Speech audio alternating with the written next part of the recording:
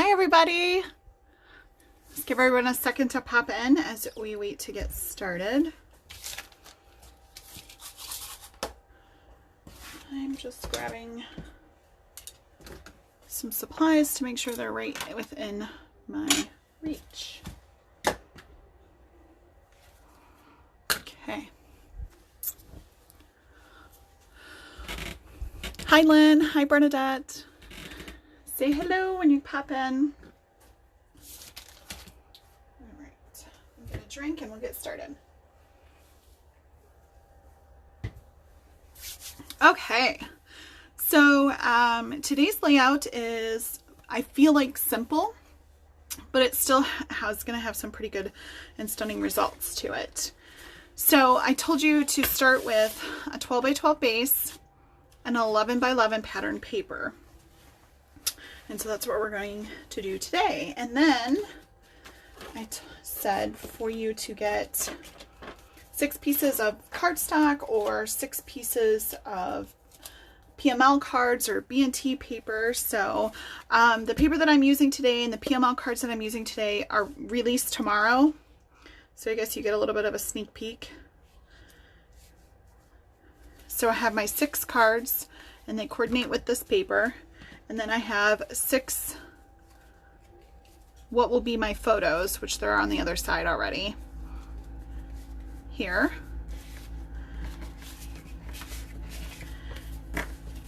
So I have those. I also told you to get a 3-inch circle, a 3-inch circle frame, and some foam tape and a circle. So let's say that you don't have the shaker kit. Let's say you need to create your own frame. So I kind of wanted to go over that tip really quick today. You would take your 2 largest circles that you have, like this. So I'm going to put our project aside for a second and just want to be able to show somebody that doesn't have this how they can create with what they have in their stash. So you'd grab the plates that are appropriate for the machine that you use. Grab a piece of, obviously my frame is white, but whatever your frame color you want your frame to be. So you're grabbing your 2 circles and you're going to place them as even as you possibly can. Eyeball it, for those that love my eyeball technique. And you're going to run it through, I didn't really need to do that, it was just annoying me, your machine. You don't have to cut it twice like I just did, you can run it through just once. And this will give you that frame if you don't have the kit. So now you have a frame if you need one, okay? If you don't have the foam acetate set, you can just take foam tape like this and take the release paper off and then work it around and it will follow suit. You can cut it to make your foam pop up. So I just kind of wanted to quickly show you, if you didn't have the shaker kit, how to get this frame without having that kit. See? That was pretty good. That was pretty close. Okay. All right, so we have that, and then you'll want obviously some acetate. You don't have to make this a shaker if you don't want to. The acetate comes with a protective layer on here. See how easy that peels back? And that just helps to keep it from scratching. And I've already got one done, and I'm going to show you what we do with that. So without further ado, let's get our layout set up so that we can get onto our shaker feature and put everything together, and also have tips on how to make this a double layout. Hi Joette, nice to see you. I can only see 2 comments at a time, and so once they bump up, and that's if I look in time. So if I miss your comment, I'm totally not ignoring anybody.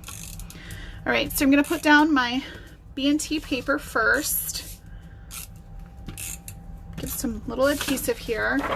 And then I've cut this B&T paper already to 11 by 11, and then obviously this is a 12 by 12 sheet. And so I'm going to make it come at an ½ inch down and a ½ inch over. So a ½ inch down, a ½ inch over. Okay, if I do it correctly at the top, it should be just the same at the bottom. So we did kind of like a starburst, we did a starburst already, right? So this is very similar to that, but I feel that it's a little bit more masculine. So I'm gonna kind of come in with my B&T or my PML cards. I'm just gonna kind of do this, right? Super simple. Just putting them on an angle. Now I'm going to come in with what would be my photos or photo mats. So I cut these to 3 by 4, and then I just cut my photos down to fit with inside of that. And then where there's spaces between my B&T paper or my PML cards, I'm going to kind of put those. This is my kiddo is in Scouts. So this is his cake bake from Scouts. So now I have that. You see how that all came in? And the greens worked really, really well together. So now I can adhere those down. And then my shaker is going to go right here in the middle. So now that we have everything laid out, now we're going to go back and adhere it down. I love to go through and lay everything out before I adhere it down, so that if I need to play with the placement on it and I want something to look a little bit better or different, or decide that I don't want that element, I'm not kind of stuck with it or ripping my paper trying to take it off. So now I'll go a little bit slower. And these have my not my kiddos in here, so that's why the Post-it note is over their faces, because I'm a Scout leader and I need to follow youth protection training. So now I'll get a little bit technical now that you kind of see what the gist of this is. So I know that obviously this is 12 by 12, and my center piece, my center is going to be about here. I'm going to aim to get my center circle to be about right here. Okay, so I'm not adhering this down. I'm just going to use this as a little bit of a guide, right? And these aren't going to go on top of it, so I need to make sure that I kind of slide them out. You can do it straight up, you can do it at an angle. It doesn't really matter. You can make them come out here. There's no right or wrong way to do this, because where I found this pattern at, which is on Pinterest, was literally a picture of the sketch. There was nothing else to it. There was no like, hey, this should be cut this way and this should be cut that way. And I just looked at it and was like, got it.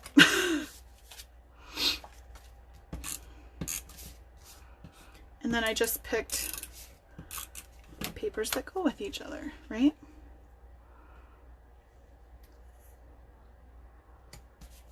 And then I'll just slide them in, and I'm just using this as a guide.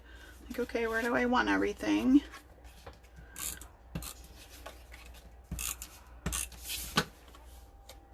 Hi, Car. Hi, Jody.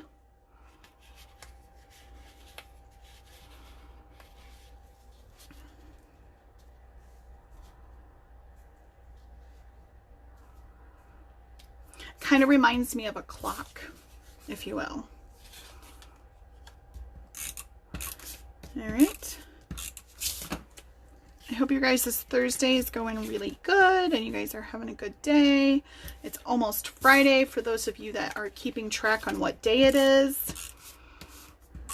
I kind of get a little lost without some of my normal appointments. Like, we always have Scouts on Mondays, so that's a little weird that, you know, we don't have that.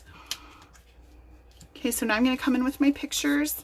I know that I have 2 landscape pictures, so I know that those for sure are going to kind of go here and here. And then I can just put these however they go. I kind of want to put them a little bit, somewhat of a sequential order, right? So we're mixing the batter, we've baked our things. Put this over this way a little bit.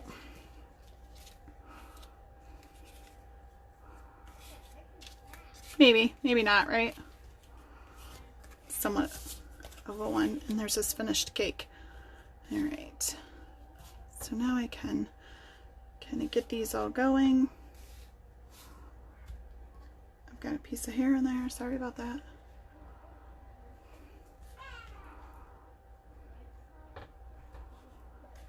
Put this one on top. So I'm just playing with it to where I feel like I like it.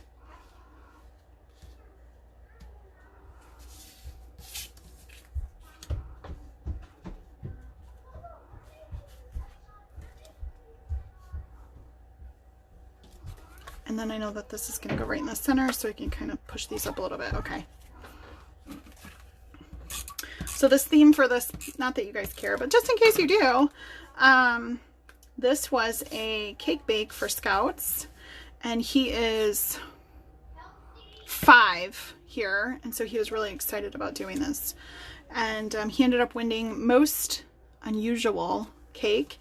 The theme was magic, so he did a magic dragon popping out of a magician's hat. So that was his little thing. I still like this picture better over here, so it's going to go over there. Okay. And then we got a picture of all the kids that participated in it at the end, and I'm going to kind of shove this underneath a little bit. There we go. And that'll go up like this. That one's going to go here. Let me move this one over. Kind of broke my own golden rule, didn't I? Oh my goodness. I'm sorry if you can hear my kiddos upstairs. They're not having a good day today. It's rainy and they're not getting all the outdoor adventures that they like to. They had so much fun the last couple of days outside, and now here they are stuck inside. Let me move this one again. Ha, I'll get it right. That's why I don't use permanent, so that I can move it around. I'm not going to push this corner down because I'm going to be able to get that posted up when I'm all done. But anyways, he did a good job with the cake. And he had fun. And it was fun to do it with him. There, now we can put this one right up there. Right up there. Okay. So now we have this going. And now it's time to build up our little shaker that's going to go in the center, which I think is going to be super cute. So one of the things that I went ahead and did off camera, and I don't mind doing it on camera if you guys really want to see it, is I put some White Daisy ink on my stamp, and I embossed this, heat embossed this on the acetate sheet. The thing about this that we need to remember, though, if you do decide to do something like this, is these acetate sheets are not set up to be under the heat gun. Okay, so they're not set for like a laser printer or something like that. So you have to be very, very careful when you're if you do decide to do this. It does warp it. I don't know if you can see it on camera that it warped. It's not huge, but it did warp. Maybe if I put it on here, you can kind of see it. So it might have a little dip in it when I go to put my shaker piece on, but it should be okay. We'll figure it out. So the first thing that I'm going to do, I'm going to build this off of my project. But if you guys want to see how I heat embossed it, just let me know. And I don't mind showing. I don't mind showing. And then I'm going to show you also how I made this into a 2-page layout, and it coordinates really cute. So when I put this down, I have 2 choices. I have a light side and a dark side on this particular paper. And once this is down, it's down. It's not coming up. This is not a forgiving element here. And so I just thought it would be easier if you guys saw me put it this way, upside down. Ah, it's stuck to my nail. Than if I did it the other way. I don't want to pull my nail out because I don't want Thank you. I didn't want to misshape it.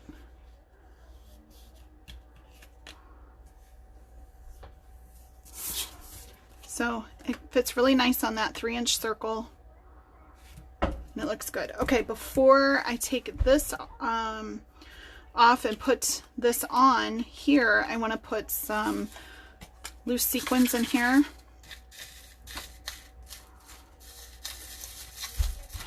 Just kind of mix those up and try to get some of those really shiny bits that are at the bottom. I'm taking a chance by adding these first before taking off the, there's that.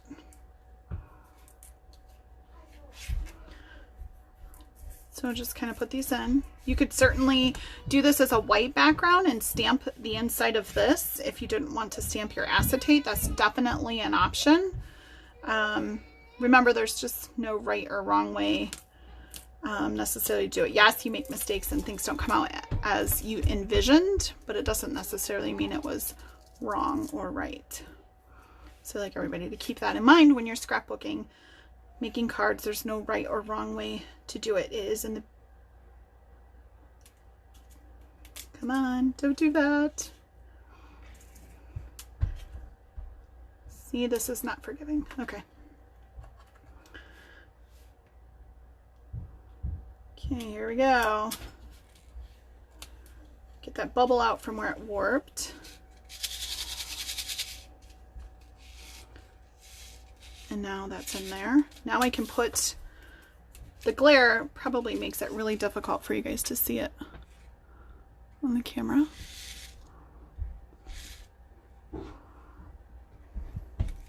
Okay, so now liquid glass is the best way to adhere this down, but I can't find mine and I haven't ordered a new one, to be honest with you. So I'm going to use this.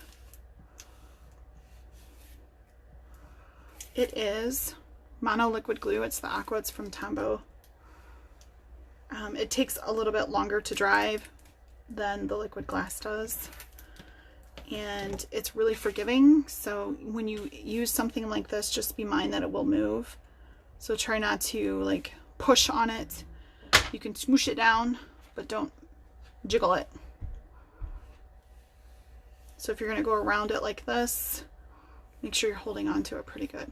All right, so I'm going to set that off to the side so that that gets a chance to dry before I adhere it on the back.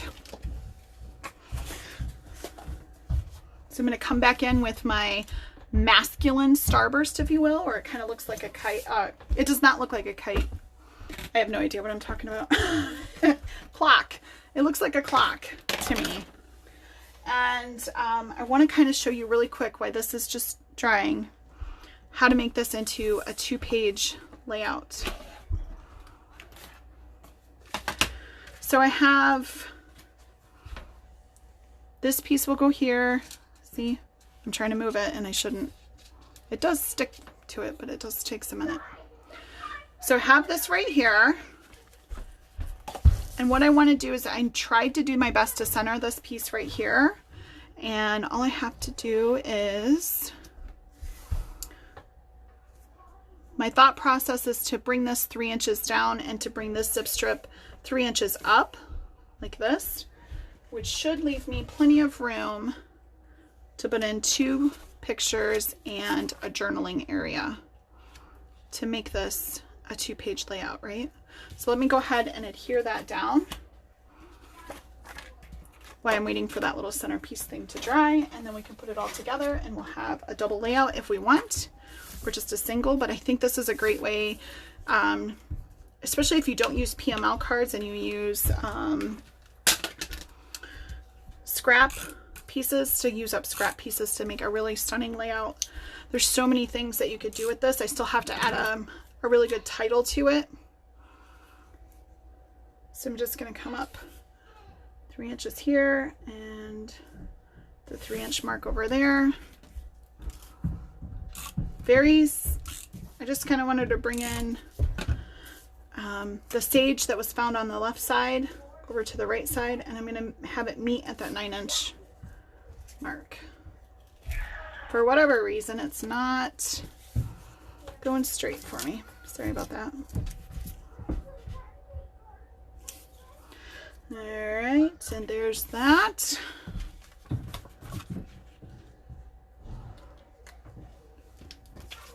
then I know that I can put this right here in the center, and then it kind of brings all that sage in for me. And I just want to get this centered first, and it's going to overlap a little bit onto my zip strips. So I don't have any, but I thought about it after the fact. Some 4x6 flip-flops would look really, really awesome. And it would be a great way to add a lot of photo real estate to your page. I don't know how that got crooked, but it did.